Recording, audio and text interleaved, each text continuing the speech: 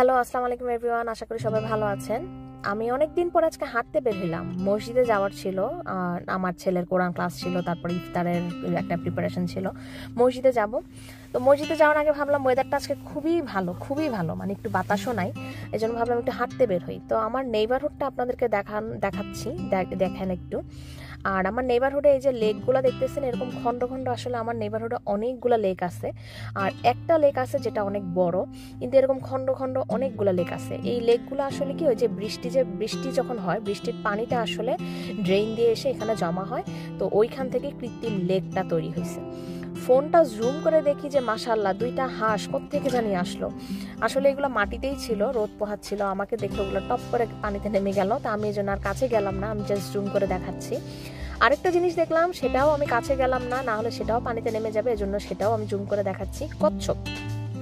এই কচ্ছপটা সুন্দর করে রোদ পোহাচ্ছে, কারণ এতদিন আসলে এত ঠান্ডা ছিল, বেচারা প্রাণীগুলো খুব কষ্ট পাইছে, তো রোদ পোহাচ্ছে। সামার টাইমে আসলে এগুলো আরো বেশি দেখা যায়, এখন তো শীতকাল এখনো যায়নি, এই জন্য এখন একটু কম। আর চারিদিকটা দেখতেই পারবেন যে একটু রুক্ষ খুস্কো হয়ে আছে, বাট সামার টাইমে আসলে এগুলো সবুজে সবুজ হয়ে যায় চারদিক, তখন আরো সুন্দর লাগে।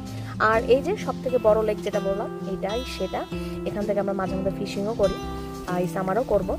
তো হাঁটতে হাঁটতে আসলে বাইরে আসলে বের হওয়ার আরেকটা কারণ ছিল, এখানে একটা ওপেন হাউস ছিল, ফর সেল, বিক্রি হবে, ওইটাই দেখানোর জন্য।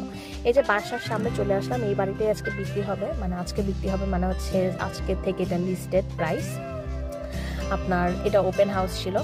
তো ঢুকে যাচ্ছি, ঢুকে আমি যতটুকু পারবো আপনাদেরকে ভিডিও করে দেখাবো। এখানে যে এজেন্ট ছিল, সেও খুব ফ্রেন্ডলি ছিল। ওদেরকে আমি বললাম যে can I make a video, and she said oh yes, of course you can.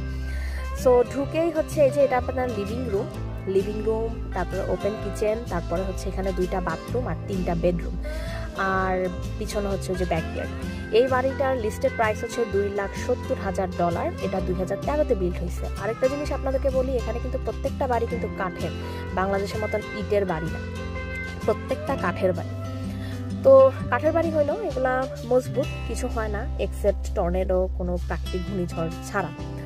তো এই আমেরিকাতে বাড়ি আসলে আমি যদি বলি, আপনি যদি কেউ বাড়ি কিনতে চান, অবভিয়াসলি আপনার এখানে পার্মানেন্ট হইতে হবে।